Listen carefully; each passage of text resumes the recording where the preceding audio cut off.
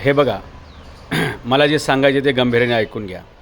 कोणतंही आंदोलन भरकवण्यासाठी दोन प्रकारच्या रणनीती लोक वापरत असतात. एक, त्या आंदोलनाची दिशा बदलणे, त्या दिशा भरकटवणे, आणि त्यासाठीच काही लोकांच्या घरावरती दगडफेक करायला, एस टीवरती दगडफेक करायला, सार्वजनिक मालमत्तेचं जाळपोळ करायला चेतवलं जातं आहे किंवा पेटवलं जातं आहे किंवा भडकवलं जातं आहे, असं माझं म्हणणं आहे बरं का. कोणत्याही मराठा तरुणांनी हे लक्षात घ्या, जर तुम्ही अशा प्रकारचं कोणतेही कृत्य बेकायदेशीर करताल, घटनेच्या विरोधात जाऊन कायदा सुव्यवस्थेचा प्रश्न निर्माण करताल, तर याचा अर्थ तुम्ही मराठा आंदोलनाला पाठबळ देत नसून तुम्ही मराठा आंदोलनाला कमजोर करण्यासाठी विरोधकांच्या कोलीत म्हणून किंवा विरोधकांचे पोपट म्हणून किंवा विरोधकांचे चमचे म्हणून याच्यामध्ये उतरून म्हणजे आंदोलकच आहात असं दाखवून तुम्ही आंदोलन मोडीत काढायचा प्रयत्न करू नका. हे शत्रूच्या एक रणनीतीचा डावपेच असतो की त्या सैन्यामध्येच आपलं सैन्य म्हणून घुसवायचं. लक्षात घ्या, खरे सैनिक आणि शत्रूचे सैनिक यातला फरक पटपट आपल्याला ओळखता आला पाहिजे. जो कोणी कायदा हातात घेईल असा कोणत्याही माणसाचं आपण म्हणजे त्याला अजिबात महत्त्व दिलं नाही पाहिजे, प्राधान्य नाही दिलं पाहिजे. हे मीडियावाले पण जरा चतुरच आहेत. लक्षात घ्या, जाळपोळ वगैरे अशा गोष्टींच्या बातम्या दाखवून तुम्ही काय करताय की आणखी लोकांना चेतावणी देताय की बाबा तुम्ही असं केलं तुमचंही फुटेज निघेल किंवा हे होईल. लक्षात घ्या, कोणत्याही प्रकारे सरकारी मालमत्तेचं, खाजगी मालमत्तेचं नुकसान करणं हा या आंदोलनाचा हेतू नव्हता, नाही आणि नसलाही पाहिजे.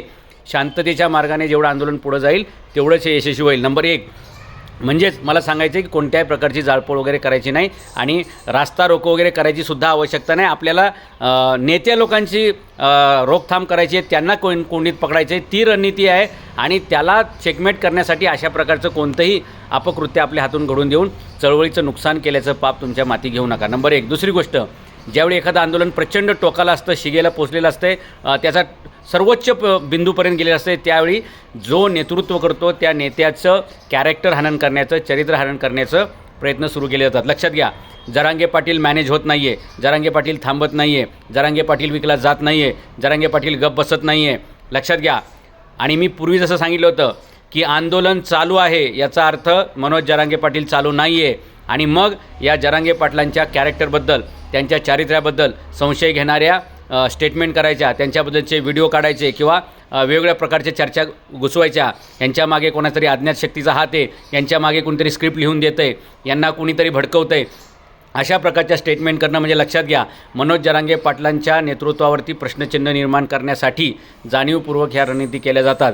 आपल्या सगळ्यांना मी विनंती करतो की आपल्याला अनेक वर्षाचा प्रश्न सोडवणारा, अनेक वर्षानंतर एकमेव माणूस मिळालेला आहे की जो विकला जात नाही आहे, जो झुकत नाही आहे. म्हणजे ये थकता नहीं, ये रुकता नहीं, ये बिकता नहीं, इसलिए ये आंदोलन रुकता नहीं, हे लक्षात ठेवून. लक्षात घ्या, आता हे आंदोलन फार जागतिक पातळीपर्यंत प्रसिद्धीला गेलेलं आहे, प्रश्न जवळपास सुटण्याच्या मार्गावरती आहे. अशावेळी त्या नेत्याला बदनाम करण्याचं षडयंत्र नेहमीच हे जगात सगळीकडे पद्धत वापरली जाते. लक्षात घ्या, आपण मराठा समाजाने कोणत्याही प्रकारे तसूभरसुद्धा, इंचभरसुद्धा आणि तीळ मात्रसुद्धा मनोज जरांगे पाटलांच्या नेतृत्वावरचा विश्वास ढळू द्यायचा नाही आहे, कमी होऊन द्यायचा नाही आहे. आणि काळजी करू नका, या माणसाचा पूर्ण इतिहास तपासूनच मी सुद्धा खमकेनं म्हणजे पूर्ण ताकदीनं या माणसाच्या पाठीशी उभा. याच्यासाठीच आहे, अमेरिकेहून आल्यापासून 3 वेळा आत्तापर्यंत मी सराटीला जे गेलो त्याला कारण हेच आहे की त्या 123 गावांमधून या मनोज जरांगे पाटलांचं पूर्ण इत्थंभूत माहिती घेतलेली आहे. हा माणूस सच्चा आहे, प्रामाणिक आहे आणि विकला जात नाही आणि कोणाच्याही दबावाला बळी पडून तो थांबत नाही. लक्षात घ्या, अन्यथा एवढं स्ट्रॉंग उपोषण जगात कुणीच माणूस करू शकत नाही. गांधींच्या नंतर असं उपोषण करणारा हाच एक माणूस आहे. फक्त गांधींनी वेगळ्या कामासाठी किंवा वेगळ्या गोष्टीसाठी उपोषण केलं तर तो भाग आपण सोडून देऊ, परंतु असा खमक्या माणूस जो कोणालाच भीक घालत नाही, जो कोणालाच घाबरत नाही आणि जो कोणत्याही रकमेला विकला जात नाही, कोणत्याही आमिषाला बळी पडत नाही, असा माणूस मला वाटतं शिवाजी महाराजांच्या नंतर, छत्रपती संभाजी महाराजांच्या नंतर जर मिळाला असेल 300 वर्षानंतर, तो हा एकमेव माणूस आहे. आणि म्हणून या माणूस जेवढ्या खमक्या पद्धतीनं या आंदोलनासाठी उभा आहे तेवढ्याच ताकदीनं सर्व लोकांनी या माणसाच्या मागे उभं राहिलं पाहिजे आणि त्यांच्या जीविताला कोणत्याही प्रकारचा दगाफटका होणार नाही यासाठी सुद्धा लोकांनी सावध राहिलं पाहिजे. लक्षात घ्या, तुम्ही टॉवर बंद करू शकता, तुम्ही वावर बंद करू शकता, पण मराठ्यांची पावर तुम्ही बंद करू शकत नाही. कारण आता मराठ्यांचा एक इतिहास आहे, मराठा एक तर पेटत नाही आणि उठला तर मग तो एक विझत कोणालाच नाही. हे लक्षात घ्या. आणि म्हणून कोणत्याही प्रकारचा कायदा हातात घ्यायचा नाही आणि कोणत्याही प्रकारच्या अफवा कोणी पसरत असेल तर समजून घ्यायचं की त्यांच्या मागे बोलवते धनी आहेत. त्या बिचाऱ्यांची स्वतःचे प्रॉब्लेम्स आहेत, त्या बिचाऱ्यांच्या स्वतःच्या आमदारक्या त्यांना वाचवायच्या असतात, त्या बिचाऱ्यांना पक्षात राहायचं असते. आणि ज्यांना पक्षात राहायचं असतं लक्षात घ्या, ज्यांना पक्षात राहायचं असते त्यांच्या गोष्टी तुम्ही लक्षात घ्या. आणि कोण का कधी कसे कोणासाठी बोलतायत हे तुम्हाला वेगळं शिकवण्याची गरज नाही. तुम्ही त्यांच्या वाक्यांवरनं हे समजू शकता.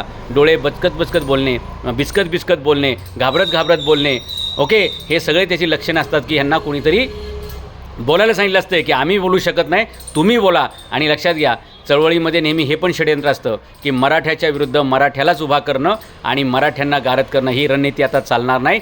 जरांगे पाटलांच्या विरोधात कोणीही उभा राहणार नाही. आणि जर कोणी बोलत असेल तर तो फक्त राजकीयच व्यक्ती बोलेल आणि त्याचं नंतर इलेक्शन आल्यानंतर आपण काय करायचं हे आपण ठरवून घेऊ.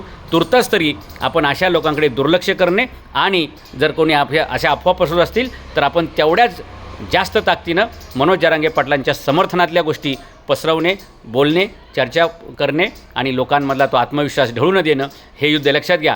सगळ्यांनीच आंतरवाली सराटीला जाऊन उपोषण करण्याची गरज नाही. आपापल्या गावामध्ये, आपापल्या परिसरामध्ये आपापल्या पद्धतीनं तुम्ही सविनय पद्धतीनं, कायदेशीर पद्धतीनं आंदोलन चालू ठेवणं, ही धग चालू ठेवणं हे सुद्धा मनोज जरांगे पाटलांच्या उपोषणाला पाठिंबा. लक्षात घ्या, जरांगे पाटलांचं उपोषण हे 4.5 ते 5 कोटी मराठ्यांचं उपोषण संपवणार आहे, त्यांचं कुपोषण संपवणार आहे, त्यांचं पालनपोषण करणार आहे. आणि म्हणून हा लाखाचा पोशिंदा आहे. लाख मेले तरी चालतील पण राखाचा पोशिंदा मरता कामा नये. हे जे इतिहासातलं वाक्य ते आज या भारतातील एकाच माणसाला लागू पडतं आणि ते म्हणजे मनोज जरांगे पाटील, या मराठा आरक्षणाचे सरसेनापती, या मराठा आरक्षणाचे योद्धा आणि सरसेनानी.